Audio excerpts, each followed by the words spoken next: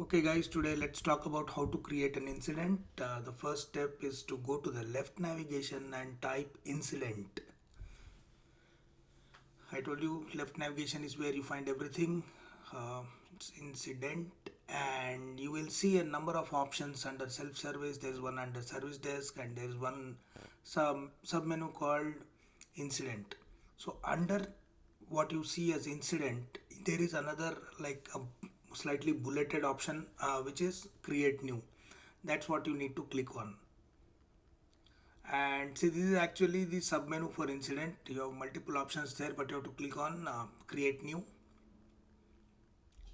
and this is taking a bit. So incident is a fantastic tool that is in the part of ServiceNow. Yeah, so this is the incident form. You can see that the number is already predetermined, INC 0010001. And caller is basically you who are trying to create an incident. Let's select some name, Eileen Morton.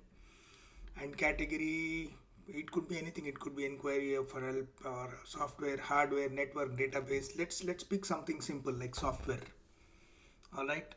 And under software, let's say your Windows is broken or something is happening, like your operating systems gets hung up or something. And then under that, there's a list for service. It's Windows Mobile, or you can pick retail or email or anything. So many options here. These options are customized and are different in every organization. So you can just basically pick anything here. Pick IT services, for example. And service offering is generally a very customized field. We don't know what it is right now, so just leave it if it's not mandatory. You see that red asterisk, only those are the mandatory fields. If there is no red asterisk, do not worry about it right now. The incident will get created even if you don't fill in that field. Now here, this is a configuration item. Configuration item is cmdb underscore ci table, most important table in ServiceNow. Let's pick something there. And here, write a short description, like something like, Windows machine is stuck on 98% while upgrading or something like that. So when you do that, can you notice that there is something going on over here? There are some related search results that are being displayed at the bottom. So yeah, let's put that Windows OS update is stuck on 98%. Sometimes what happens, your problem is very simple and there's already a knowledge article explaining what is going on. So here I'm filling the description, unable to complete Windows update, stuck on 98%. Now sometimes what happens, there are you see these list of five incidents that are list of 5 knowledge articles that are being displayed here. Yeah, now let's look at this attachment. For example, you have a screen that is stuck on 98% and you want to take a screenshot and upload that, obviously from another computer, or you have a picture you want to show to the technical team as to what is going on. Then you can attach a picture using this paperclip icon at the right top, which I just did. And channel is the mode of communication, because we logged into ServiceNow ourselves and we created the incident ticket. Let's call it self-service.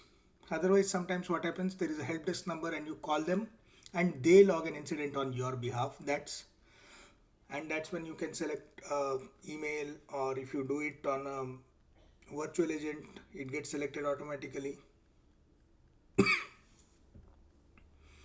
So since it is a high impact incident, the priority one is automatically set to critical, because your computer is logged and you can't work anymore. But generally organizations will not encourage that. Set it to medium or whatever you think is best. And then there is the assignment group. Select any group that you think is responsible. For example, let's take help desk. And under help desk, you have assigned to, but don't worry about assigned to. You are not responsible for setting up that field. And from here, you submit. And just checking once again. And here I was talking about this related search results. Like for example, let's open one. If you open you if you find the solution to your problem among these knowledge articles, you can just select the this helped button, or you can just close it if it's not related to you. But that's not really important. It will not create an incident, but unless you submit. So now we are submitting.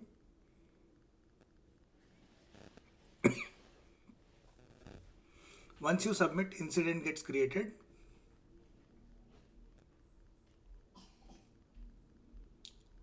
It's taking some time. So whenever you see this top band, right, running transaction 20 seconds, 30 seconds, it means it's taking longer than usual. Any transaction will generally happen like without you even noticing, but sometimes when it takes longer, it displays this yellow or green banner depending on the settings. All right, so we have an incident already set, created. Incident is created. This is the incident table list view.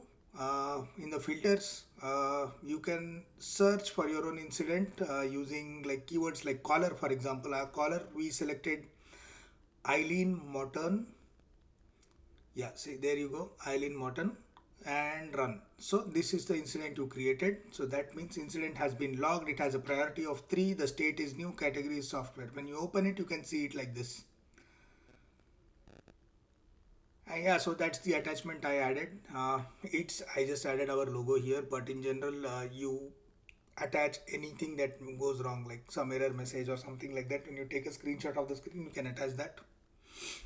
This is how the incident looks. So that's how you create an incident. And whenever the help desk team logs in, they will be able to set the field values and change the field values as they think comfortable. I mean, as they seem necessary and relevant.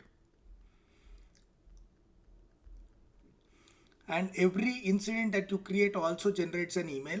Let's look for that email. See, there is an email that is created for Eileen Morton, and an incident 10001 was created. Just open that email. You will see some random stuff. It is not readable to the human. It's all in HTML, but there is an option at the bottom where you can see the actual how it looks, the preview of the email, the way it looks. See, this is how it's beautiful. We create an incident to handle your recent request, and you can view your request to track updates and make changes. So when you view this request, it will not show you in the view that you created the incident with. This is a portal view. Basically, this is how end customers who do not have ITIL access, who do not have access to create an incident, that's how these people will see. They can track changes and any updates. This is like your notes field, notes tab on the incident. Yeah, as you can see here, there are some entries. But yeah, so that's how it is. Thank you for joining. Please subscribe to my channel for more ServiceNow stuff. That's how you create an incident. Thank you.